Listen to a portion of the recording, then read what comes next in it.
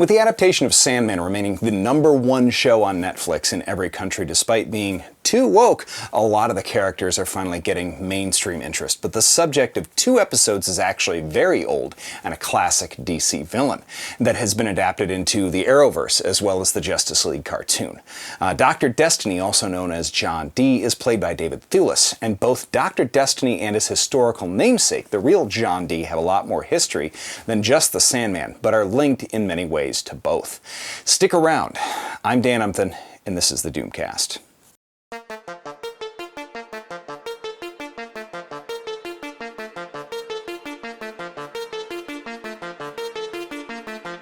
So thanks for watching. Do me a favor and hit subscribe and the bell. I make about 1 of these videos a week. They're all fantastic, so don't miss even one. Anyway, there's a lot more to John Dee and Dr. Destiny than just Sandman, like I said. They're the same guy, but there is also an historical, real John Dee with a lot of significance as well to not just DC Comics, but a lot of fiction. First, Dr. Destiny.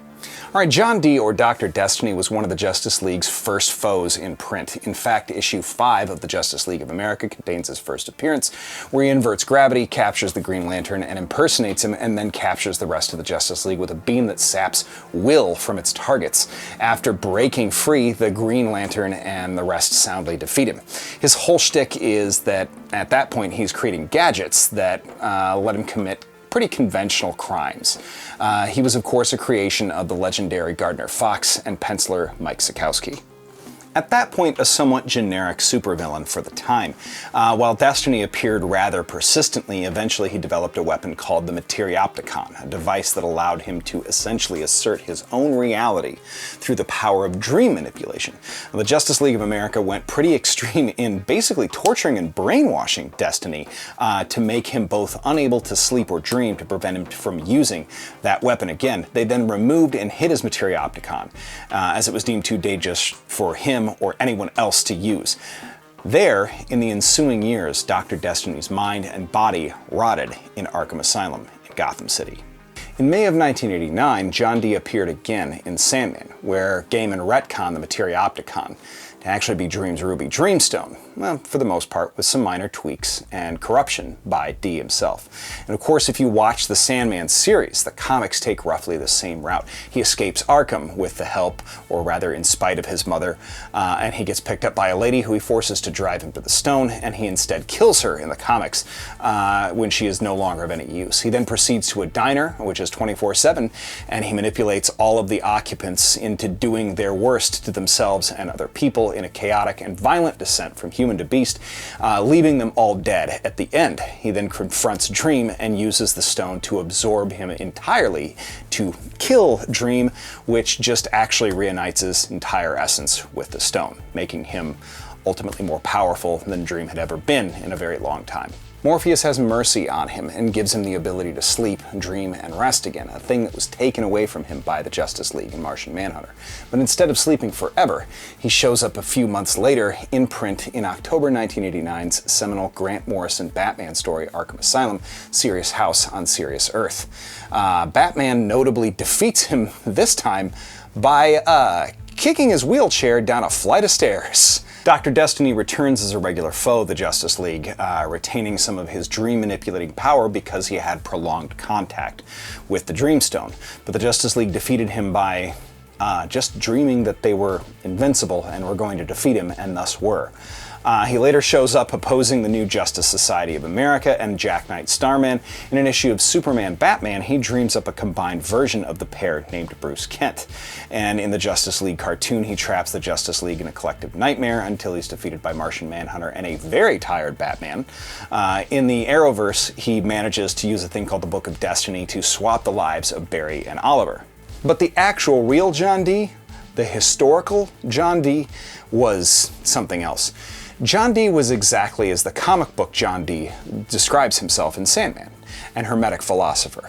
Hermetic philosopher meaning he was an adherent and disciple of the great work of thrice great Hermes, or Hermeticism, a relatively mainstream form relatively, of Western occult magic. In short, he was an actual sorcerer. Sort of like the John Constantine of his time, maybe. And he was a mathematician, strategist, demonologist, alchemist, and inventor of the British Empire. Yes, he was the person to coin the term. Technically, he came up with the idea of what would later become the United States.